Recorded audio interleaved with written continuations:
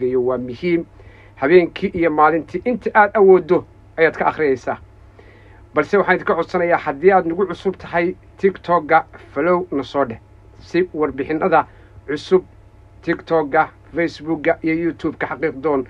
ee aan soo geliyo adkaaraha iyo weliba warbixinada cusub aan soo geliyo si aad u noqotay qofka ugu horeeya ee ay soo gaadho oo ku guuleysta Allah idin barakeeyo maxaan idin hayaa ma ku fakiraysay mar in aad arrin adiga qalbigaaga ama niyadaada ka soo go'day oo aad isleedahay alleelaha guul arrintaasi ka gaad ha ahaato adigoo xanuunsanaya xanuunkaas oo aad la daalaa dhacaysid oo aad weyday daawadiisii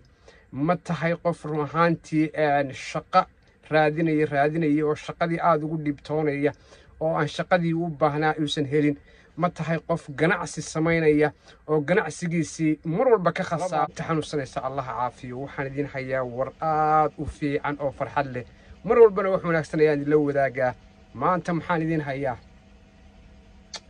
kitaabka ilaahay quraankiisa oo ilaahay inoo soo dejiyay nabiyullaahi Muhammad sallallahu alayhi wa sallam inoogu soo dhiibay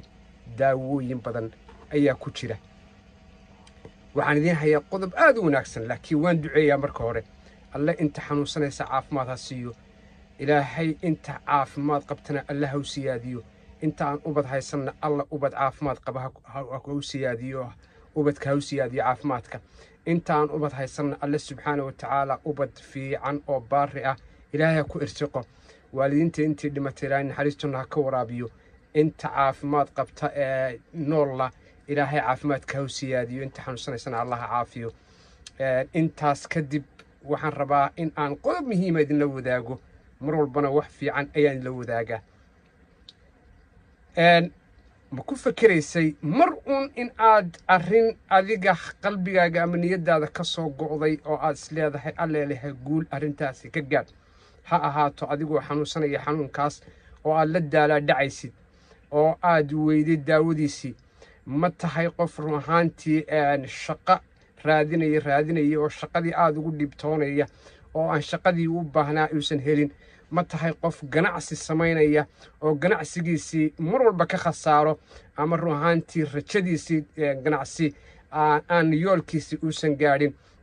ma tahay qof run ahaantii muraad leh khaasa oo aad jeceshahay inaad ku guulaysatid ma tahay qof run ahaantii doonaya inuu nolosha heer sare ka gaadho akhrisku ku dhib yahay wax akhrintu wax qoriddu iyo weliba luqadaha kala gedisan qaarkood ee aad doonaysid inaad baratid waxyaabahaasoo dhan niyadda ku haysaa maantaba akhri oo aad alle subxaanahu wa tacaala boqolkiiba boqol lagu guulaystay oo ay dad badan arkeen maxaan idin hayaa maanta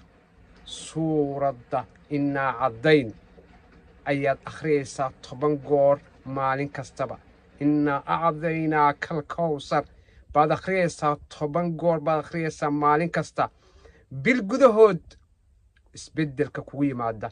community-ga ama hoos noogu soo reeb waxaad noqonaysaa qof waxyaabaha aan soo sheego dhan alle subxaanahu wa tacaala uu ka shaafiyey guulaystay rajo fiican natiijo fiican gaadhay wax kasta oo akhri kasta imtixaan kastaana uu u fududaaday innaa acdaynaaka alkawsar akhri 10 goor maalin kasta marka aad subaxii tukato salaada subax adiga oo aan ka kicin meesha akhri Allah idin barakeeyo dhammaantiinba